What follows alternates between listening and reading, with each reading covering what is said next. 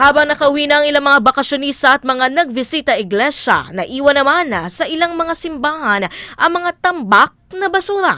Alamin natin ang detalye hinggil dyan kay Jomar Villanueva. Jomar!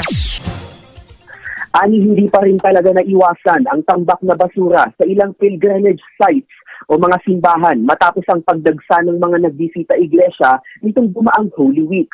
Ayon sa Ecowaste Coalition, kinakitaan pa rin ng basura ang ilang simbahan gaya ng Antipolo Cathedral sa Rizal, Our Lady of Grotto Shrine sa San Jose del Monte City sa Bulacan at National Shrine of Jesus Nazareno sa Maynila. Nagkalat sa naturang pilgrimage sites ang mga plastic sheets at plastic bottles, maging ang mga pinagkainan at leftovers ng mga nagbisita iglesia.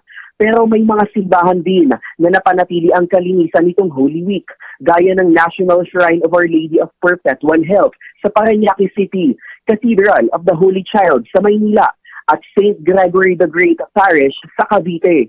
Ayon sa Ecowaste Coalition, nakamit ang kalinisan sa ilang simbahan dahil sa pakikipagtulungan ng simbahan at lokal na pamahalaan.